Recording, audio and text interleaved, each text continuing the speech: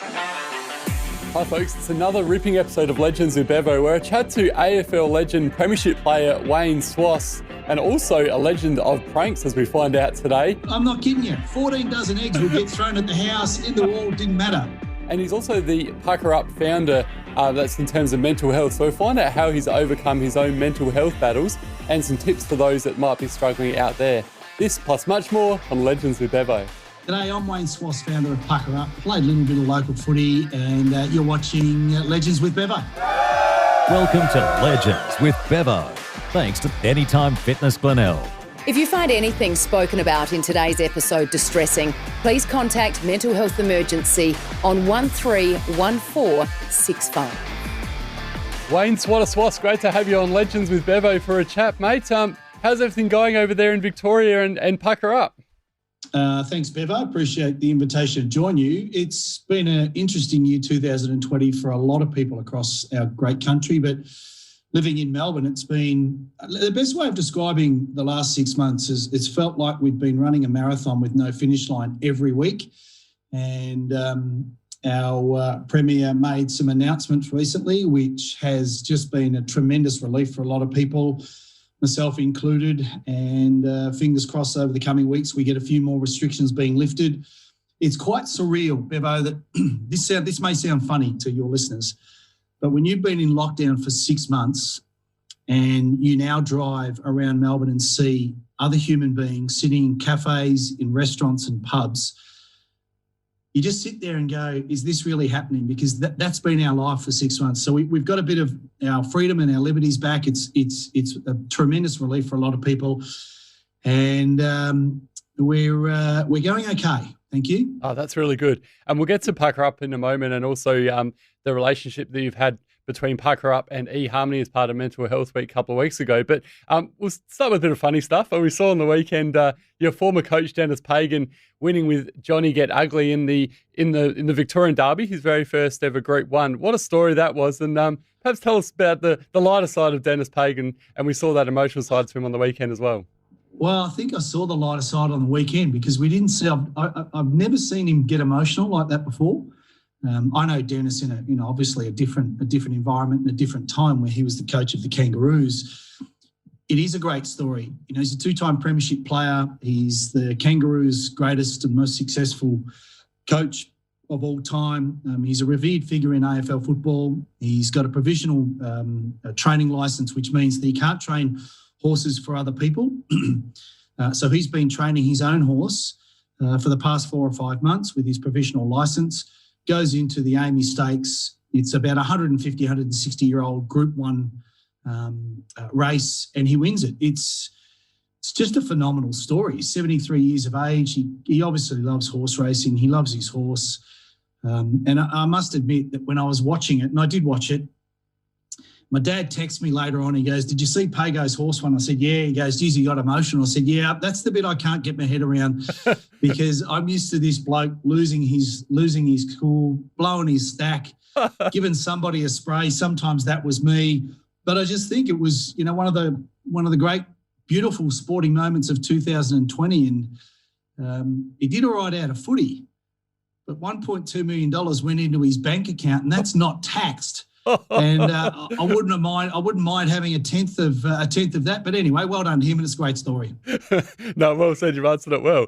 And obviously, you had an illustrious career playing with the Sydney Swans and also the Roos. Talk us through some of your funny teammates over your time there, Swatter.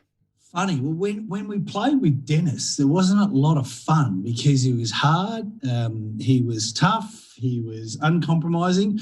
I can remember a trip, it was 1995, and this was at the time that Fitzroy were on their knees. They weren't looking particularly financially strong. There was strong stories and rumours going around that Fitzroy was going to merge with North Melbourne. So Wayne Kerry, the captain, I was the vice-captain. I'd like to think that I was the second highest paid player there, but I have no idea. But anyway, the club decided we had a mid-season break, so they flew us up to Queensland, which was ironic for the Kangaroos because we had no money. And we used to train out of 2 portable classrooms from an old school somewhere. So they flew us up there, and I remember being with Duck. We'd had a couple of sherbets, we're a little bit sideways, and we're sitting there the whole weekend. And we were both rubbing our hands together and we were saying, this is unbelievable. Once the two clubs merge together, they're going to have to rip up our contracts. We'll get bigger contracts, happy days. Well, about 6 weeks later, the AFL, or the VFL at that time, decided to send Fitzroy up to Brisbane. So Duck and I stayed on the same contracts. In actual fact, I stayed on the same contract. I'm fairly confident that Duck got a brand new contract, which was the same thing. The same thing that happened every year with Duck was that he'd walk in, say, fellas, you need to take a haircut. That was always a sign Duck was renegotiating for a new contract. For Duck to get more money, we had to lose money. That's rough, isn't it? Yeah. Well, no, it's what happens when you play with the greatest player of all time. No, it certainly would have been a lot of fun, no doubt. Hey, we all love the pranks in footy clubs as well. I played footy for 20 plus years, never at your level, obviously just local footy, but some of the pranks over your time, Wayne, what were some of them, the best ones you're sort of involved in or you come across? See, Bevo, this is where I need to be careful because I should have got the lawyers to verify whether or not I can go with some of these stories. Where do I start? Well, one of the ones that comes to mind, there's a few. When we first came to Melbourne, we were billeted out into clubhouses, and what that meant, pardon me, was we would share a house that the club rented with other players. And I remember we were living in Market Street, Moonee Ponds, and there was another clubhouse in Flemington, and there was a player by the name of Russell Robinson, not the Russell Robinson, but another Russell Robinson. Might have even been Rowan Robinson. That's how bad my memory is. But they lived in the clubhouse where the meals were prepared every night in Kensington. So Judy Francis, Jeannie Burmeister, God bless them both. Wonderful, wonderful servants of the football club. They were unofficial mums to so many North Melbourne players who came from the country. And need to say, so the ladies would prepare the meals in Kensington, and then one of us who were living at the other clubhouses would drive past, pick the meals up, and then take them home after training. So I remember picking up the meals one day. We went home to Margaret Street, and we're sitting down about to tuck into a steak. A dirty old steak with mushroom sauce. You'd have your peas, your carrots, and you'd have a big serving of mashed potato. And I remember cutting into the steak, and then what I used to like to do is just put a nice big lather of mashed potato on the steak, dip it into the mushroom sauce, and away you go. Well, I got the steak cut, and then I went to scoop up the mashed potato, and I couldn't work out why my knife wouldn't scoop it up. Well, after about 30 seconds, I scraped off all the mashed potato, and here's a cricket bale, which had been camouflaged underneath the mashed potato by Rowan Robinson. So what this led to was an all-out house war, and we had a milk bar. We had a milk bar about 100 metres up the street. What we decided to do, and this went on for weeks, we would go into the milk bar, my housemates, so Robbie Walker, Stephen Clark, John McCarthy, and we would buy anywhere from 10 to 14 dozen eggs, and then we would load up the car, and then we would all go around to Kensington, and someone would run to the doorbell and ring it, and then the rest of us were all hiding in the garden and out the front of the house, and the moment one of the boys opened up the door, there'd just be this barrage of eggs. I'm not kidding you. 14 dozen eggs would get thrown at the house, in the wall, didn't matter. And this went on for weeks, and it stopped because one day they came around and broke into our house and put eggs through the entire interior of the house. Oh, no. Judy Francis was a loving, caring woman, but by God, she had a temper. And she came into our house one day and we hadn't cleaned it up, and she ripped us a new asshole, went back, told Greg Miller and Ron Joseph. We all got sat down, and no more egg fights for the rest of my AFL career. That is a brilliant story. I love it. But then what we did is we moved away from the eggs, and Mark Brayshaw, who's the CEO of the Coaches Association, who has a couple of boys playing AFL footy and a former teammate of ours, he lived with his beautiful wife and his young family, and we thought it would be mildly amusing for about 10 weeks just to continue to order 8-10 pizzas and get them delivered off to Mark Brayshaw's house and charge his credit card for them. Oh, he wouldn't have been too happy about that. No, especially when he found out it was Anthony Stevens that was was doing all of this. And Anthony Stevens used to live with Sticks and his beautiful family, and he was one of Sticks's favourite boys. So that's the sort of behaviour we used to get up to, Bevo. We used to hide cars at training. I am aware of some people putting dead fish in the hubcaps of cars And I don't know if you've ever done it, but what happens, the smell works its way through the air conditioning ducts. Oh, no. And you can't get rid of it, and you don't know where it's coming from. But when you put it behind the hub of a wheel, you can't find it. It's a beautiful thing. Oh, no. I'm hoping that some of my mates aren't going to be watching this or listening to this, because they might try and stitch me up, and because I'm always the one that gets picked on, Swatter. So, well, that would suggest to me, Bevo, that you're doing things to be picked on. This is very true. I tell you another one that was really problematic was that we went through a phase at our footy club where you would have a shower, and then you'd go and put your underwear on, and then within about 90 seconds, you'd wonder why that private area was on fire. People would go and put deep heat on the inside of your underwear while you're in the shower, and you had no idea. So that wasn't pleasant. Oh, gee whiz. Speaking of pranks and banter, obviously we lost the great Spud Frawley only just last year, and he was a close mate of yours, Swatter. We'll get to that in a moment. But some of the banter that you boys have at Triple M, it just must be an absolute blast, though, being involved with some of those boys. Oh, look, I feel very fortunate that I had such a long time in the media post-football career, but I had 2 stints at Triple M, interjected by some time with SEN. I loved all the stations and networks that I worked for, but I have great memories and such a wonderful time with all of the people that worked at Triple M. The beauty of Triple M for me was that we all have a passion for the game, and we love the game in our own unique ways. But what made Triple M unique is that we were just allowed to bring our personalities to the broadcast. And if you think about Spud, I've worked with Dennis Cometti, I've worked with Clinton Gribus, who I regard as for me, the best broadcaster, AFL broadcaster. I was lucky enough to do a little bit of work with Bruce McAvaney, Gary Lyon, James Brayshaw, Luke Darcy, all of these wonderful broadcasters. And Spud was a great mate, and I've worked and known with Spud on and off radio for such a long period of time. And the beauty of Spud is he may not have been the best broadcaster, and he could butcher the English language. But the beauty of Spud was that he was, in my opinion, the greatest entertainer. He was a man that could bring the energy and the fun and the levity and the laughter to a broadcast.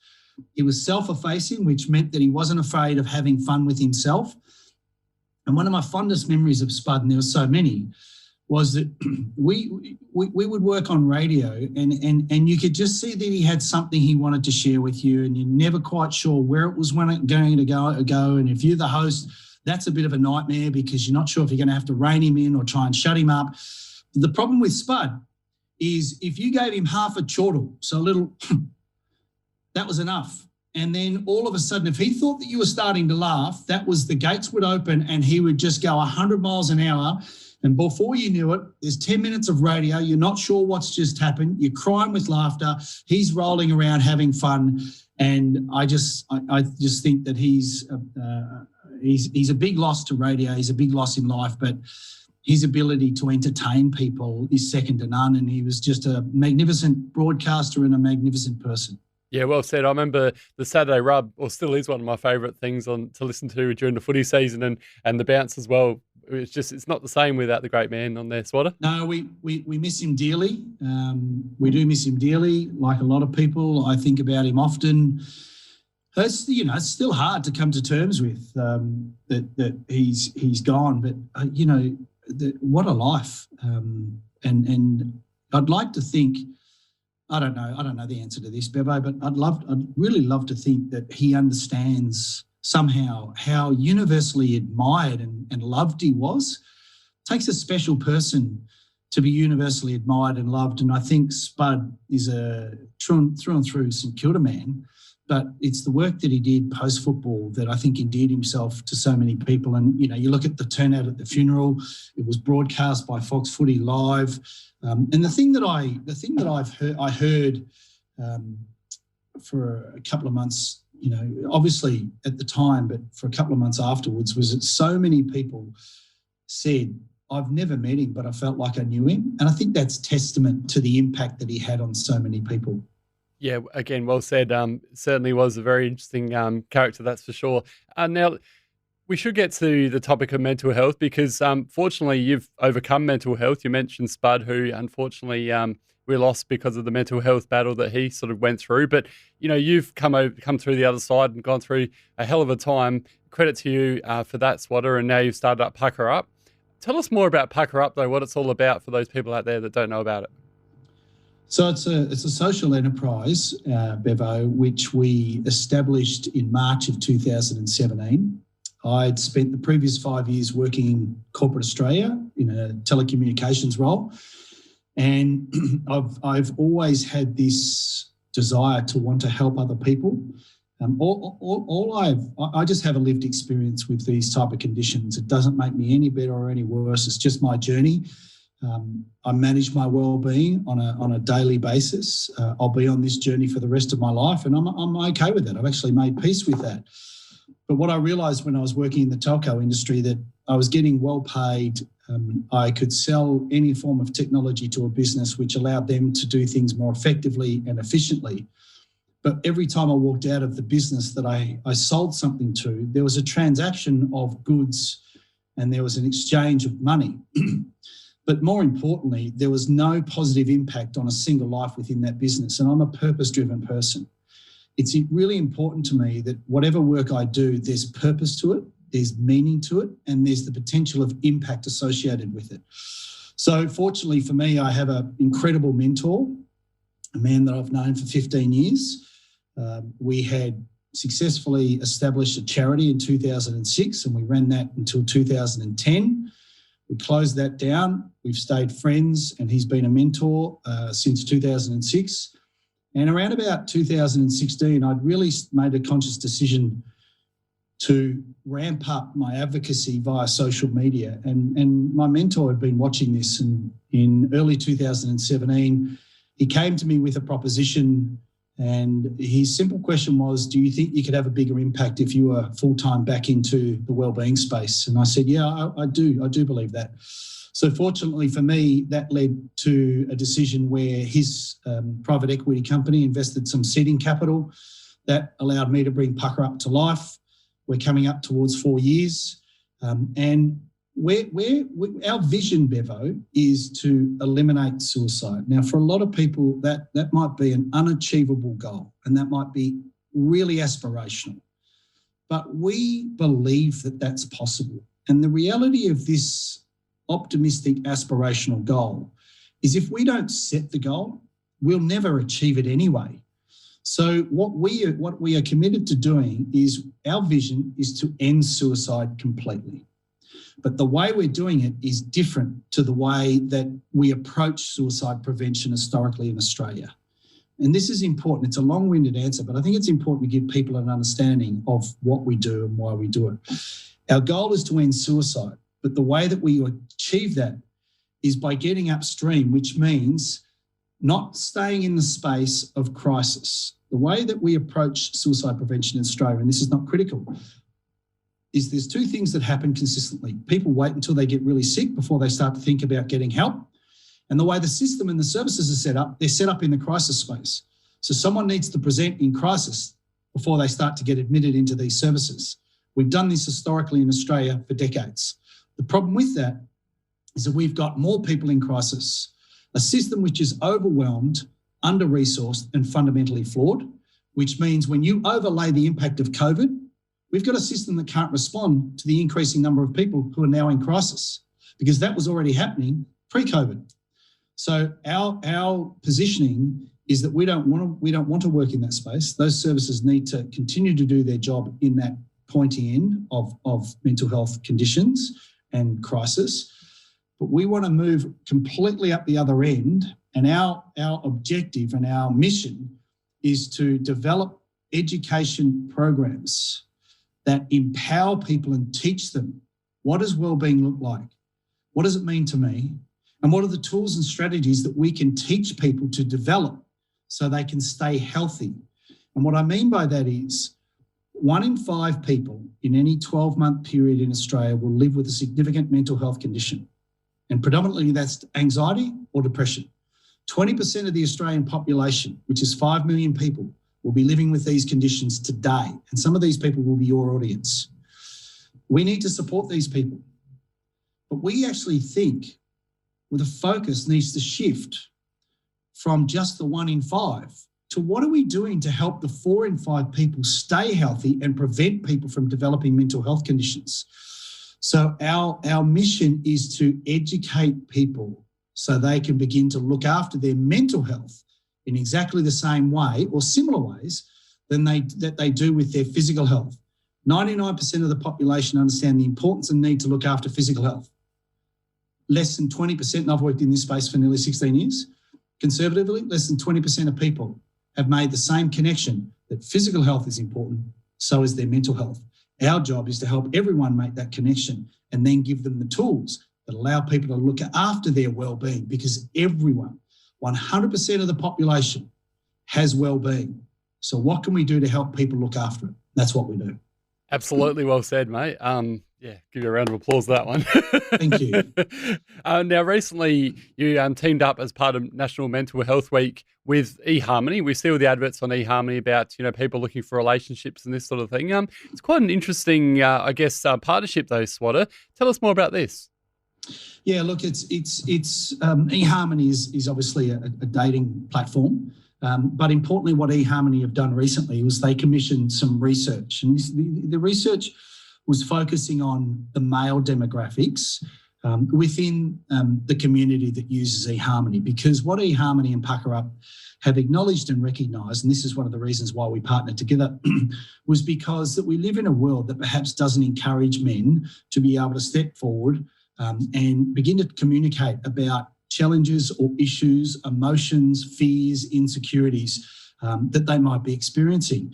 And some of the research that eHarmony commissioned found that around 60% of men understand that they are supported and encouraged, friends, family in the community, to talk about mental health issues, but they still choose not to. 30%, and this is probably the most concerning statistic for me, was that just over 30% of men surveyed with the eHarmony research indicated that it would have to get significantly worse. So a mental health issue or a challenge would have to get significantly worse before they actually thought about talking about what they were going through. Just over 50% of men surveyed also felt that they needed to hide their mental health issues from their partners. The whole purpose of this campaign, which is called Guy Talk, is to really encourage all men of all ages to begin to talk more openly and honestly. And having worked in this space, Bevo, for a really long period of time, I was one of these men.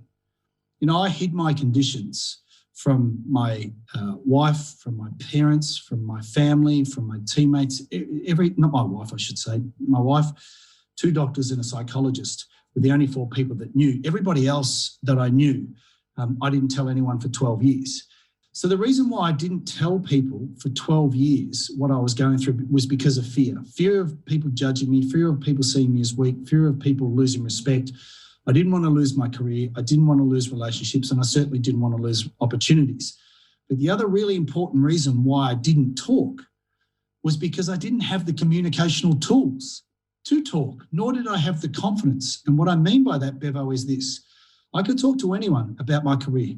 I could talk to anyone about sport, work. I could talk to anybody about how do I get fitter, how do I get stronger. I, as a male, did not know how to communicate or interpret what am I feeling, what am I thinking, and how do I talk about those things. And this is a challenge for a lot of men. And this is why this campaign and our partnership with eHarmony is really important. We need to give opportunities to all males, from young to middle to old, the opportunities and the environments to connect emotionally. Because if we don't have the conversational tools and the ability to notice how are we feeling, what are we thinking, is it causing us stress, and who can I talk to, then the risk we run is people will do what I did. I didn't talk because I didn't know how to talk about emotions and feelings. The reason I can talk about emotions and feelings now is because I've developed the conversational tools. I've stopped living my life worried about what people think at the age of 52. I lived my life based on my expectations and what is important to me. And again, this is why this campaign is really important, because if we don't change the narrative and the way that we condition men of all ages, then we're going to have an increasing problem with men who are really struggling and not able to cope. And I think we have this wonderful opportunity of educating young boys so that they stay emotionally connected and expressive as they grow up. Because if we can do that, we can change future generations, and that leads to healthier communities and a country. And 1996, you had a situation there, Swatta, where you just won a premiership, and you've actually come out openly and said that you were smiling and happy on the outside, but on the inside you were just hurting so much when you've just, won the biggest achievements of your whole career, winning a premiership in the AFL. Not many people can say they've done that, but you're actually inside really hurting. Tell us more about that. Yeah, that was 3.5 years. 3 years, a bit over 3 years into a private battle started out with depression. It also then culminated in challenges with anxiety and obsessive compulsive disorder. So I was drinking heavily. I was using drugs as a way of coping. I wasn't prioritising my mental health, and I was emotionally tired. And I was drained. I mean, when you live with these conditions, Bevo, I was playing AFL footy, and that's demanding. And that's demanding when everything's going well and you're fit and you're healthy and you've got everything under control. But when you introduce mental health conditions to that type of job, you have no energy left. And I was able to compete. I'm really proud of the fact that I never missed a single training session or a game of football because of my conditions. But the truth of the matter was that I was emotionally bankrupt. I had no remaining energy.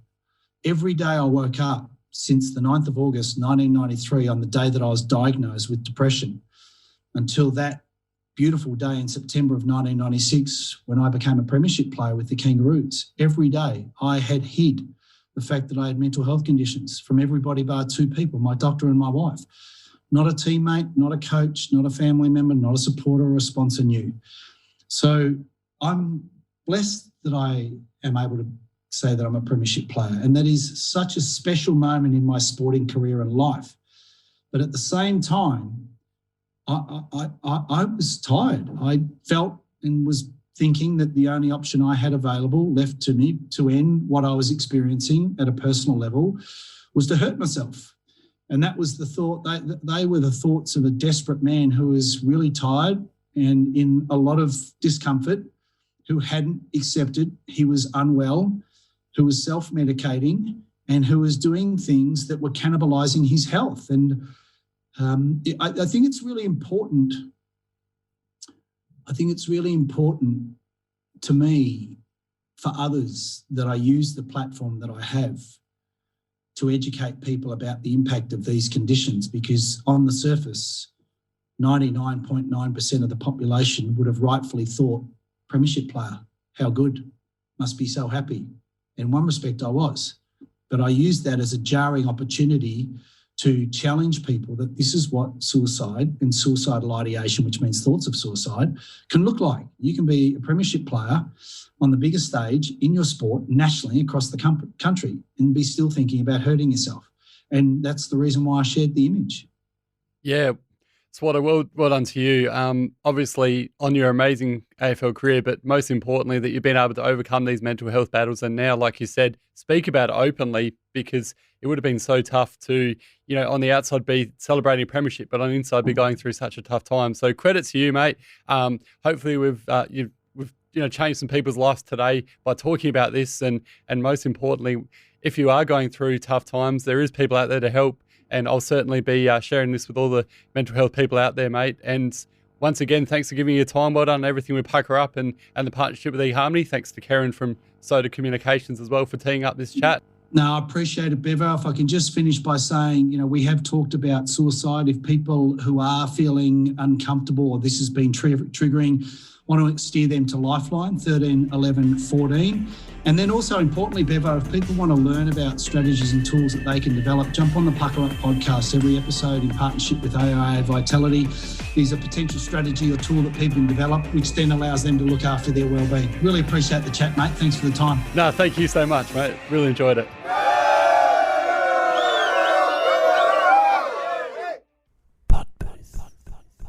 Sounds so good.